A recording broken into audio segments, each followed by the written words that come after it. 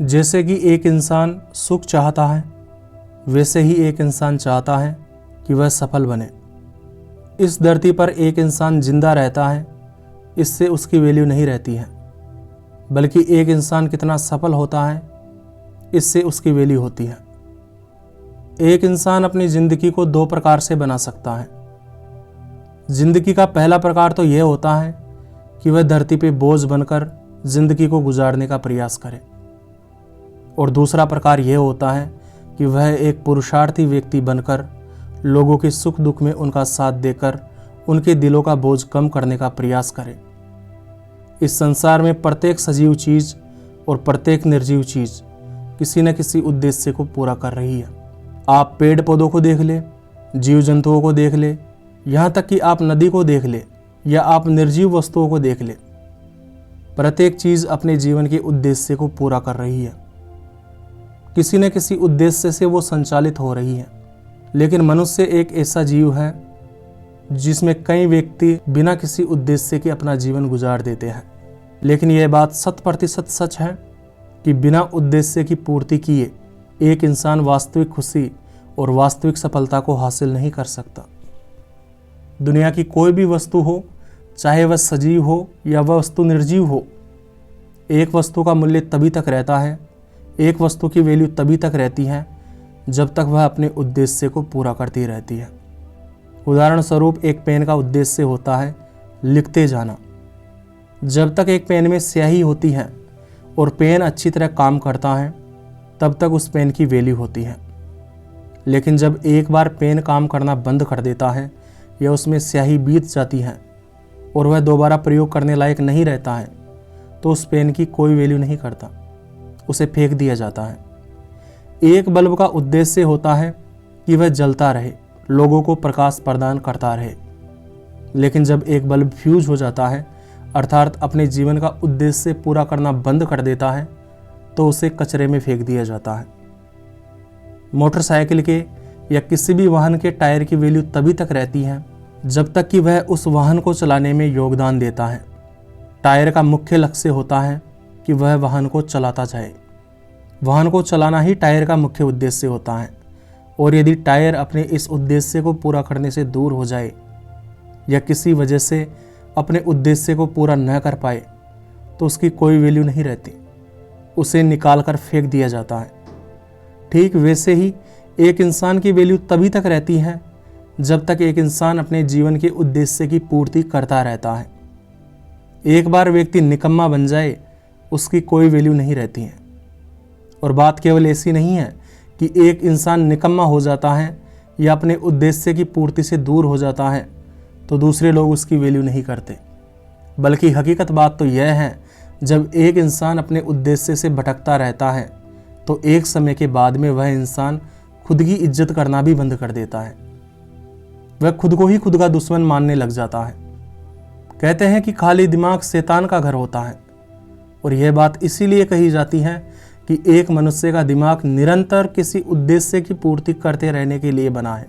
अगर यह उद्देश्य की पूर्ति में लगा रहता है तो दिमाग सही तरीके से कार्य करता है। लेकिन जब एक इंसान इस दिमाग को अपने उद्देश्य की पूर्ति में नहीं लगाता है, तो यही दिमाग सही तरीके से काम करना बंद कर देता है, जिससे व्यक्ति खुद ही खुद का दुश्मन हो जाता है। आप दुनिया की किसी भी चीज़ को देख ले, अगर वह अपना उद्देश्य पूरा नहीं करती है तो बर्बाद हो जाती है। उदाहरण स्वरूप एक नदी का काम होता है बहते जाना और लोगों की सेवा करते हुए समुद्र में जाकर मिल जाना। अगर एक नदी के पानी में जाम लग जाए या वह किसी तरह से रुक जाए, तो पहली बात तो यह होगी कि वह नदी नहीं कहलाएगी, बल्कि ऐसी स्थिति में उसे कोई पहचानेगा नहीं कि यह नदी है। और यदि पानी ज़्यादा टाइम तक रुका रहा, अर्थात नदी अपने उद्देश्य की पूर्ति से ज़्यादा समय तक दूर रही, तो उसके पानी में और तालाब के गंदे पानी में ज़्यादा अंतर नहीं रहेगा, और फिर नदी की वैल्यू होना भी बंद हो जाएगी।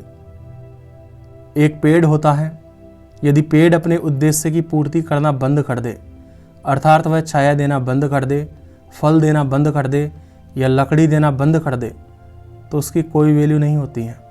लेकिन पेड़ का स्वभाव ही परोपकारी होता है, जिसकी वजह से वह अपने उद्देश्य की पूर्ति में सतत लगा रहता है और यही कारण है कि हम पेड़ों की पूजा भी करते हैं। दुनिया में दो प्रकार की स्थिति होती है।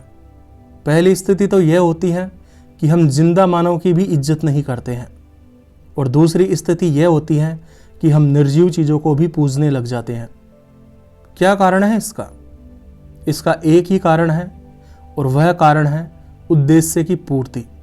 जो उद्देश्य को पूरा करने में लगा रहता है वह पूजा करने लायक बन जाता है। मैं अभी सफलता की बड़ाई कर रहा हूँ, लेकिन एक चीज़ ऐसी भी है जहाँ सफलता भी बहुत छोटी लगने लग जाती है। क्या है वह चीज़? क्या आपने कभी महावीर स्वामी जी, गौतम बुद्ध जी, हज़रत मोहम्मद जी, श्री कृष्ण जी, यीशु मसीह जी, गुरु गोविंद जी, गुरु नानक जी, रामकृष्ण परमहंस जी इत्यादि के बारे में कभी ऐसा सुना है कि ये कितने सफल थे या इनका जीवन कितना सफल था? शायद नहीं, क्योंकि इनका जीवन सफलता से भी आगे था। सफलता के आगे क्या होता है? परमानंद। ये सभी विभूतियां परम आनंद में जीती थी। जब तक ये जीवन जी रहे थे तब तक ये दूसरों का जीवन बदल भी रहे थे, सफल बनने में उनकी मदद कर रहे थे।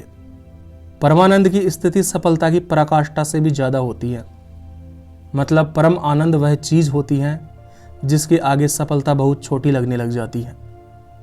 परम आनंद की तुलना सफलता से करने का मतलब वैसा ही है कि जैसे हम सूर्य के प्रकाश की तुलना एक बल्ब से करें।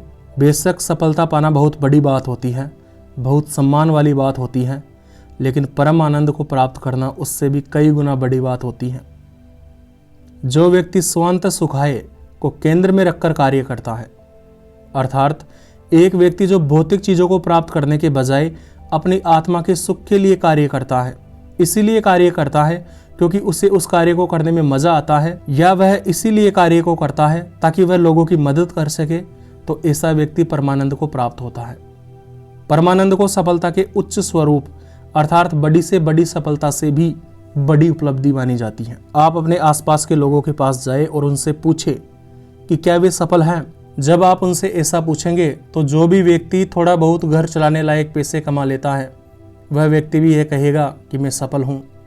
समाज में अलग अलग व्यक्तियों ने सफलता के अलग अलग मानदंड निर्धारित कर रखे हैं। कोई व्यक्ति कहता है कि एक अच्छी नौकरी लग जाना सफलता है, कोई व्यक्ति कहता है कि खूब पैसा कमाना सफलता है, भले ही गलत तरीके से कमाया जाए।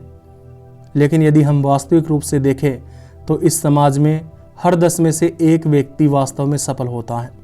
लेकिन वास्तविकता की दृष्टि से सफल लोगों को देखा जाए तो हमें पता चलता है कि बहुत कम लोग ही वास्तव में सफल होते हैं, और सफलता की पराकाष्ठा को अर्थात सफलता के उच्च से उच्च स्वरूप को प्राप्त करने वाले व्यक्ति तो पूरे राष्ट्र में ही बहुत कम मिलते हैं।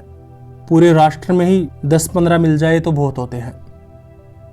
दुनिया में अलग अलग व्यक्ति सफलता की अलग अलग परिभाषा देते हैं। हर व्यक्ति खुद को अलग तरीके से सफल मानता है। कोई अच्छा खर्चा पानी चला लेता है तो खुद को सफल मानता है, कोई ज़्यादा पैसा कमा लेता है तो खुद को सफल मानता है, कोई सेवा करता है तो खुद को सफल मानता है। लेकिन लोगों ने इस सफलता के जो अलग अलग मानदंड सेट कर रखे हैं, इसकी वजह से सफलता का मौलिक स्वरूप, सफलता का ओरिजिनल चेहरा छिप चुका है।